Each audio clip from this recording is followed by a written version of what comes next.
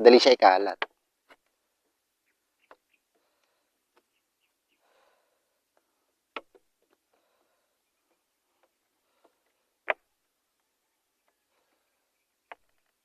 Ngayong araw po ay share ko sa inyo kung paano ako mag-trap ng mga fruit fly ng kagaya nga na to na ayan, marami na nga siyang huli kung makikita nga ninyo dito sa tabi ko. Ayan, marami na siya na-trap. Ano ba yung magandang pang trap sa fruit fly na effective pero makakamura? Ito na po yun. Hindi ko na po patatagalin. Ito po, rat glue. Ito po ay pang-trap po ito sa daga. Kasi ito po ay madikit po ito. Ito po ang ginamit ko na pang-trap dito na sa pang-fruit fly para makamura ko kasi mapakamura lang po na to, nasa 120 pesos lang po ito sa online shop.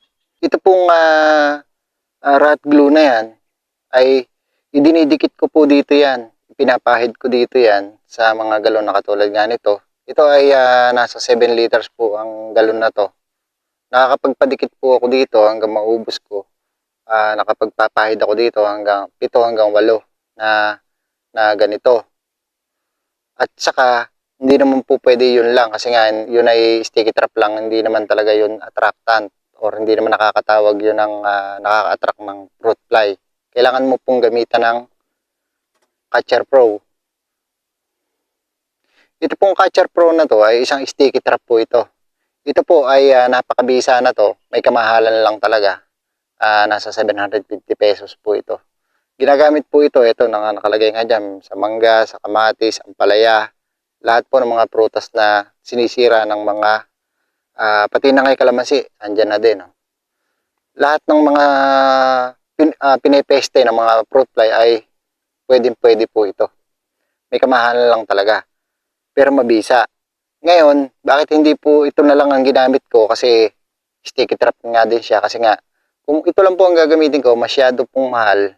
Marami kong makukonsume. Kasi nga, ito ay kaya lang din na to ay 7 hanggang 8 nga lang din na to. Tapos wala na, ubos na to. Bili ka uli ng bago pang maintenance mo uli. Kung ito kasi ang tinatagal lang na to ay para sa akin lang ang ginagamit ko kasi dati to na pure lang, sagad na ako sa 4 days. Pagkaraan nun, halos wala na. Kumbaga, hindi na rin siya madikit, hindi na rin siya maamoy. Ilan-ilan na lang din yung dumadapo na fruit fly. Kahit na marami pang fruit fly sa paligid. Kasi pag nag-spray puli ako na to, madami pa siyang dumadapo. Kaya ang alam ko talaga, wala na talaga yung bisa niya. Kasi nga, marami pang fruit fly pero ayaw na niyan dumikit doon. Meron na lang ilan-ilan. Kaya isip ako ng iba pa na medyo talagang makakatipid at effective. Yun nga, yung rat glue. Yung rat glue naman po na to, ay napaka-effective po na to. Kasi nga, matagal ang bisa niya, umaabot siya na hanggang kalahating buwan. 10 araw hanggang kalahating buwan na umaabot yung dikit niya talaga, na madikit siya. Ito po ay pagka pinahid yung sa umaga, medyo makunat. Pero pag naarawan na, nagme-melt na po siya. Ganon. Kumbaga, nananariwa uli pagka naarawan. Pero hindi naman siya, may mga tutulo-tulo ng konti, pero hindi naman talaga siya mauubos. Kumbaga, konting tulo lang pag nag-melt. Yun lang naman. Tulad nga na to, wala na halos na tulo ito. Ito, pang 2 days ko na ito nakatrap itong fruit fly trap na to. 2 days na ngayon. Kaya marami na siyang natrap. Oh. Ano ang procedure ng pag-apply na to dito sa galon? Turo ko sa inyo.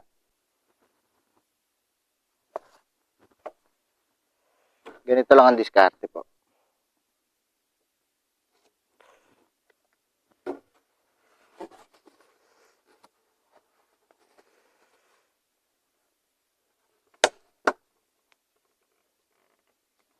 Mas maigi kung magdidikit po kayo, ibilad nyo muna to sa araw kahit mga 1 oras para medyo lumambot ng konti.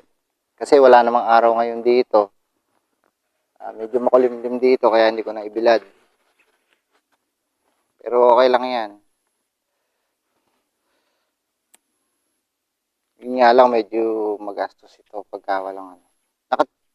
Mas maganda kasi pagka yung may araw, nabilad ninyo, lumalambot, hindi masyadong magastos sa pagdidikit.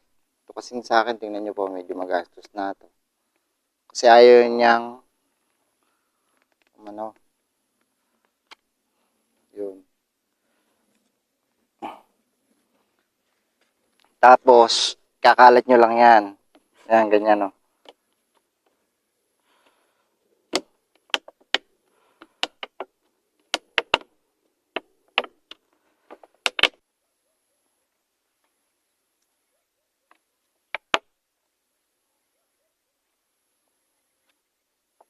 Yun po, medyo umaraw na kaya naibilad ko ng konti. Ayun, lumambot. Oh. Mapapansin ninyo, nagme-melt. Medyo madali po siyang kayurin. Madali siya ikalat. Ito po, tapos na yung ating trap na ginawa. Ito nga yun, no? Na pinahiran ko nga itong ating rat glue. Tapos, pagkayari po niyan, ay i-sprayan naman po natin ng ganito. Pero hindi po madami, konti lang. Kung mapapansin nyo, itong nasa bandang taas, hindi ko to pinahiran. Kasi dito po ako mag-i-spray. Kasi sticky trap nga din po ito. Kung i-spray mo dito yan, kumbaga dagdag dikit na rin yan. Ganun po. Testing na natin. Ito, hanggang 3 spray ka lang, pwede na. Kasi ang purpose lang naman na to, ito yung pampa-attract mo lang. Yun po, dito.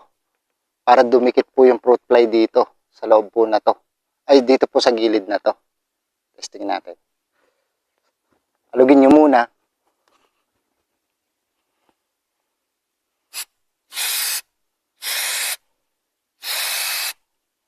Yan. Tatlong spray lang po, okay na po yun. Aamoy na po yan. Ito na. Meron ng hulay yung ating trap na ginawa kanina. Yan. Merong kalahati oras na yung nakakalipas buhat nung isinabit ko to. Ayun po, ganun ang procedure ng paano siya ipahid. Yun nga, mag-iiwan ka ng konti dito. Dahil dyan mo ipipisik yung Catcher Pro na to. Dahil sticky trap na nga ito, kung dumapo dito sa inisprayan mo ng dito sa bandang ibabaw na to, didikit na rin doon yung pupuntang fruit fly. Kaya nakakales ka pa nga doon sa rat glue mo na ginamit na to. Kumbaga, hindi lahat nga ipipil mo na to dito. Kaya technique lang talaga. Yun. Napakabisa naman talaga na itong ginamit ko nga na rat glue dito sa aking kalamansian. Dahil isa nga yung number 1 kong kalaban dito. Itong ito, yung fruit fly. Nakita nyo naman ang bisa. Nakita nyo naman. Talagang dikit na dikit. Ito, puro rat glue lang ang ipinahid ko dito. Pero nakita nyo naman, dikit na dikit. Wala talagang kawala. Yan, no. Yan, may mga dumadapo pa nga na bago. O, dito. Pero ito ay wag nyo po ilalagay sa loob ng kalamansi. Ano nyo, o sa iba nyo pang gulay na sinisira ng putakte or fruit fly. Kasi makakapanira pa dun yan sa loob. Kung, for example, dito, nasa loob ng kalamansi. Hindi tama. Kailangan nasa labas. Paikot sa kalamansi. Ano nyo, or paikot dun sa ibang gulay ninyo sa labas. Wag po sa loob. Sana po ay may naibigay ako na tip sa inyo na tungkol dito sa pag-control ng ating mga mapaminsalang fruit fly sa gulay. Unang-una na nga itong kalamansi. Ito number 1 kasing kalaban nga ito ng kalamansi, itong fruit fly. Kaya ako, nagtatrap ako na to para malesen yung gastos ko at saka yung pagod ko sa pag-i-spray na itinataboy lang naman kasi ng spray yung ating fruit fly. Hindi naman talaga niya napapatay. Ito kasi wala nang babalik pagka natrap na niya. Ganon. At saka ito po ay nakakatch niya yung lalaki at saka yung babaeng fruit fly. Hindi katulad po ng isa na methyl eugenol na puro lalaking fruit fly lang po ang nakakatch niya o na-attract niya. Yun po.